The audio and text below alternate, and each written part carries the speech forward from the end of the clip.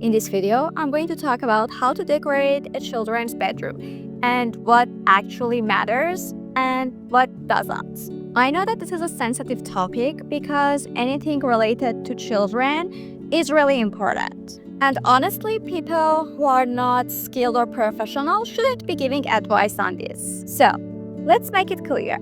I'm not a psychiatrist, I'm not a child psychologist, I'm nothing of a kind. But I would love to share some tips and tricks that might be helpful while you're decorating your child's bedroom. So, I thought this might be helpful.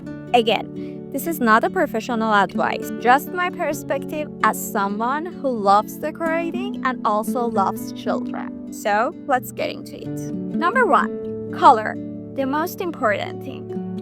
Let's start with color. This is a really big deal because color psychology really affects children's mood and behavior. I see parents making two major mistakes. One, all neutral everything, like beige, gray, white, super aesthetic, but it's not okay for a child's space. Two, too many bright colors. It's great that you love color, but throwing a rainbow everywhere can be overwhelming. So, what should you do? Have a neutral base. Personally, I rather warm neutrals, beige, taupe, cream. And by base of the space, I mean the walls, flooring, big furniture like bed, closet, and stuff like this. Then, let's talk about gray. No gray for children's bedroom. Gray is not a good color for a child's room. And then, with a neutral base and no gray around, add pops of colors. And there are so many opportunities for doing that.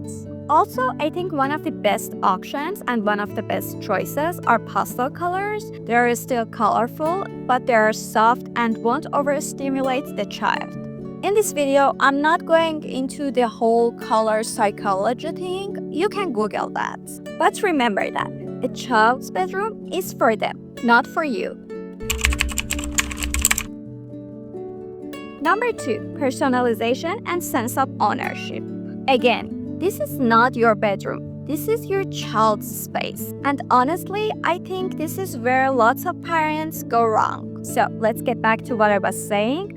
Children should have a sense of ownership to their space. How to give them that feeling? Let them choose something small. Not the bed, not the closet, because they will outgrow those. Instead, let them pick bedding, a rug or a playmat, pillows, a small piece of artwork, a favorite toy to display.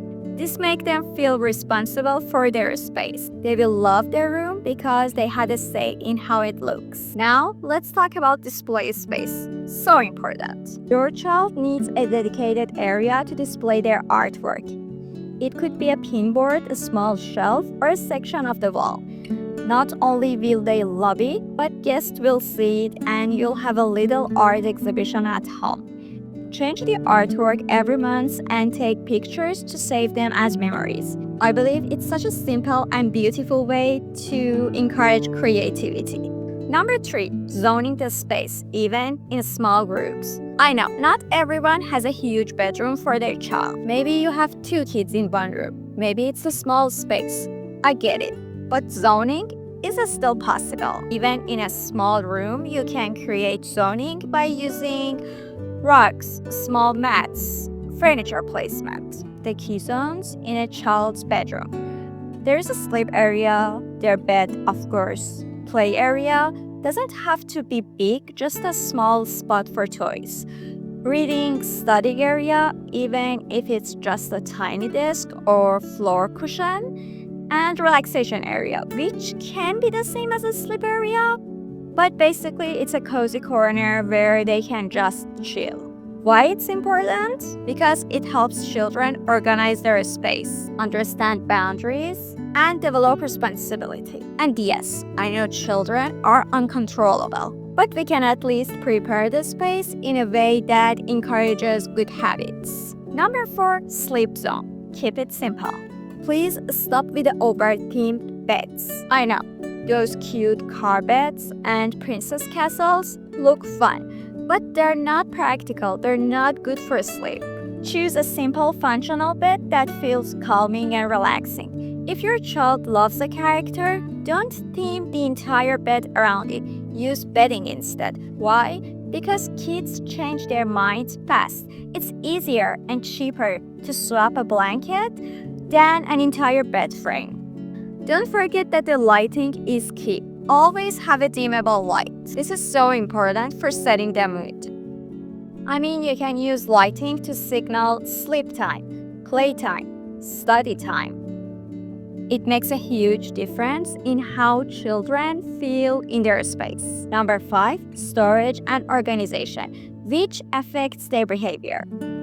Let's be honest, kids are messy, and that's given. And I'm not here to tell you how to make your children organized, but I can give you tips on setting up the space in a way that makes it easier. Low storage units. Kids should be able to reach their own things and also collect them back.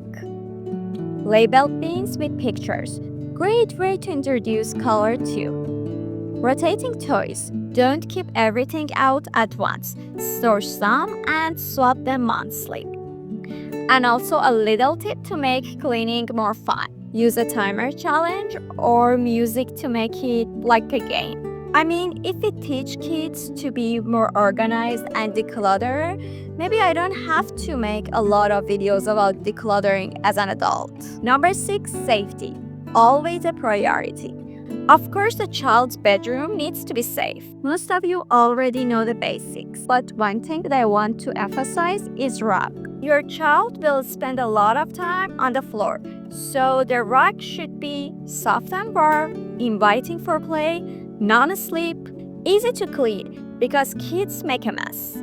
Also, as I mentioned before, small rugs and play mats can be used to zone the space while keeping it cozy. Number 7, flexibility. Plan for growth. Children grow fast and their tastes change. So, think 5 years ahead when decorating. Avoid big themed furniture. Kids outgrow it fast. Instead, keep big pieces neutral and use decor and accessories for personalization. This way, you can change the look of the room very easily without spending a fortune every year. As adults, we can keep the same furniture for years and years, but kids need flexibility in their space. That's pretty much it. I hope these tips help you while decorating your children's bedroom. Remember, color matters, personalization is key, and organization helps behavior. Think ahead, plan for flexibility, and most importantly, create a space that works for your child, not just for you. Thank you for watching this video. Hope I'll see you guys in the next one.